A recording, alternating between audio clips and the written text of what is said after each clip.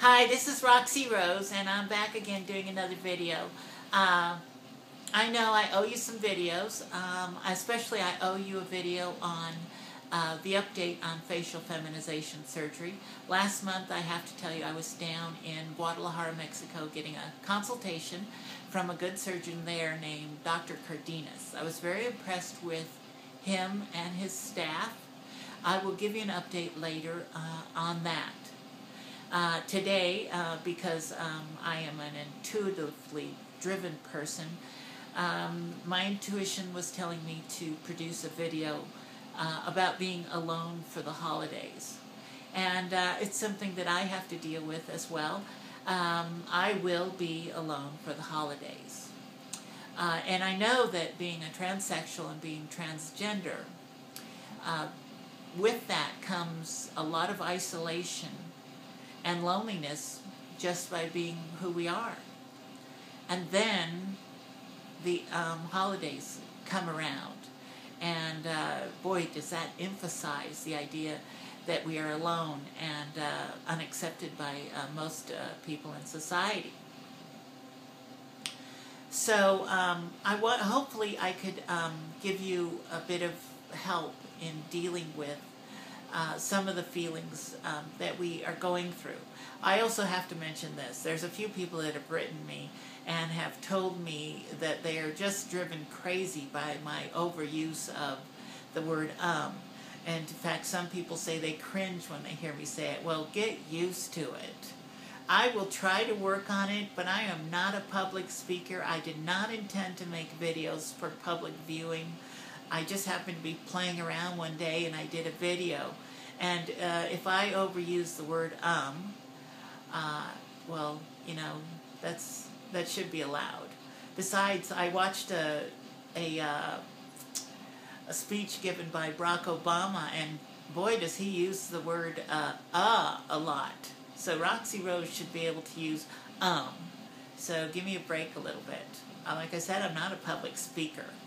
Anyways, getting back to being lonely or being alone. There's two different issues there. What inspires us to feel lonely? That dark, depressing, helpless feeling of feeling lonely? Well, mostly it's driven by what we refer to as the inner critic, which is a personality, and for most of us it's one of our primary, our most dominant personalities. And we have many personalities within us that make us one whole person, and they're all governed by an ego. But what we want to do is, today, what we want to do is just simply talk about this monstrous critic that we all have to deal with, and we want to make ourselves aware of it. Now, you'll find a lot of counselors and therapists and self-help groups. They teach you affirmations, which are extremely helpful in life. I use them all the time, and they are very helpful. They're basically telling you what to think and how to feel about things. But when we're dealing with this monstrous critic that some of us have, you could say affirmations, but the critic could criticize faster than you can get affirmations out. So we need to know how to deal with this critic. Now, some therapy groups will teach you how to basically push and squash that critic and lock them into a footlocker under lock and key and keep them there hidden. Well, the problem with that is these critics are extremely intelligent, very deviant, and they will figure a way out to get out of that, even under lock and key. And when they come back, they're furious, and they will have at you with no mercy. So, what do you do then with that critic? Well, what I've learned is that we take that critic and we acknowledge him or her. In my case, my critic is definitely a guy. And he does, with no mercy, attack me sometimes. And affirmations, like I said, are almost not effective with a critic. and trying to put him in his rightful place under lock and key doesn't seem to help either. In those dark, lonely times, he comes out and he attacks us at 2 o'clock in the morning. You know, at 11 o'clock, just before bedtime or something, when the house is so dark and quiet, and he will just attack us to no end. So what I want to teach you today is how to become aware of the critic. Let him speak his mind. We want to take him out of that locked up footlocker, and we want to give him a platform to speak on, and we want to listen to him. I'm not saying that we want to believe everything he has to say. That's not what I'm saying. We want to hear him out, though, like an unruly, undisciplined child that just needs to be heard. Really, that's all that needs to happen. And it's actually inspired by our child within, but I'm not going to get into that because it's just it'll just unravel into a huge, long discussion.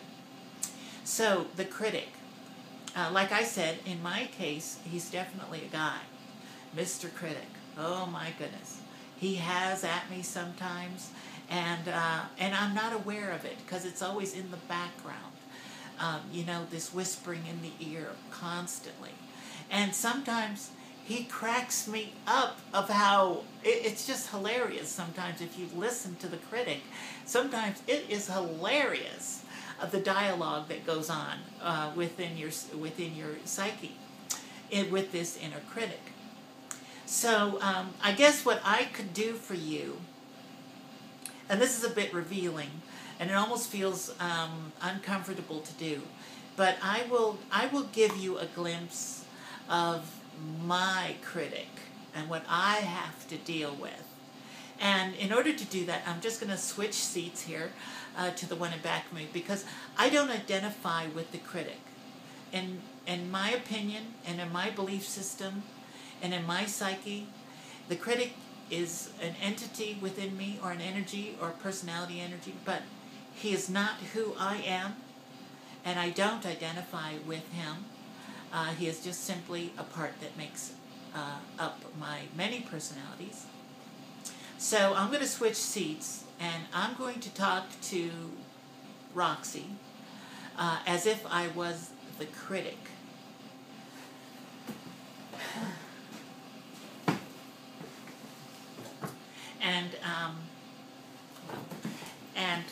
And I will talk to Roxy about, you know, being alone for the holidays and what she has to deal with.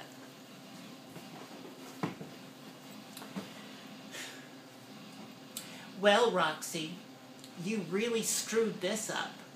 You lost all your family. You lost your spouse. Most of your children won't talk to you. You really screwed things up. In fact, I think you screwed your whole effing life up. You know, you lost family. And even if you go and try to find a surrogate family, you'll never have real family again in your life. And look, your friends, your so-called friends, where are they now? Nowhere to be found. Oh, they say hi to you, and they talk to you a bit now and then, but they steer very clear from you, and they don't want you really in their lives. And Roxy, you're just going to be alone. You know you're going to be alone all your whole life. You're going to be alone. You're going to die lonely. You're not going to be able to find a job, and you're going to die penniless and lonely. So what's the point? Just, you know, let's just cut to the chase. Let's forget all this shit and just throw in the towel. You're going to be lonely forever, and you're never going to find any good friends. The ones you find are just going to be crazy, weird people that don't care who you are. You'll never find any sane, decent friends.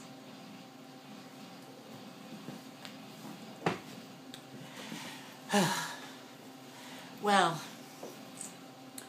that's a taste of what my critic sounds like sometimes. Oh, very harsh. And that's just basically talking about me being lonely. Wow. Yeah. And we all have this critic that we have to deal with. You have to excuse me because, acknowledging the critic can be sometimes very emotionally charged and draining at the same time because of the feelings that you feel when your critic is talking. So, having to listen to that, how do you deal with such a thing? It's disgusting. It's very hurtful and harmful. So how do you deal with it? Okay. So like I said, you have to give it a voice. And if you can, mine's just simply Mr. Critic. See if you can give it a name. And if you can, give it a face. I know I have. And if you like, give it a structure or some sort of bodily appearance. And give it a gender if you want. Mine's a guy. I won't tell you what he looks like. And within your psyche, give him a voice and let him talk.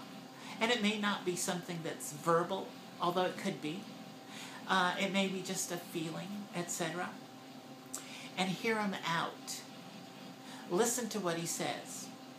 But don't identify with what he says. You don't have to believe the things that he or she says. So in a sense, we're stepping away from that personality or that specific part of our personality. And we're not identifying that. We're acknowledging that it is there, that it is part of us, but it is not who we are. And that's really important. So in a sense, we're insulating, not isolating, but we're insulating ourselves from it. And just by doing that, it loses its effectiveness to a certain extent. Although we don't want to discard it completely, because it's doing a very important job. It's doing a protective job. It is in its way, and the only way it knows how, it is protecting us from harm. No different than, when you touch something that's hot, say like an iron or a stovetop, and immediately, hopefully before you even get there, you feel the temperature, and your body says, watch out, Roxy, there is danger ahead, don't continue with your actions because they could be detrimental to your health. And likewise, the critic is also, it has a warning signal that's sounding off. And it's doing it in the most destructive and harsh way. But once you learn to identify it, give it its voice, and then not identify with it, then this very destructive and screeching alarm system that is sounding will quiet. And you'll be able to hear it, and most important, you'll be able to know what it's trying to warn you of. Now, I could see that this video is going on, so I am going to make a dealing with loneliness, transitioning late in life, and us transsexuals having to deal with loneliness. I'm going to make a part 2 section because I don't want to leave you just hanging here because there's so much more to this issue. When you finish this, please go right on to, if you have time to, go right on to Being Alone for the Holidays, Part 2. And this has been Roxy Rose talking about transitioning late in life, and particularly this one, we're talking about being alone for the holidays. And yes, I will be alone for the holidays. So I'll see you on the next video.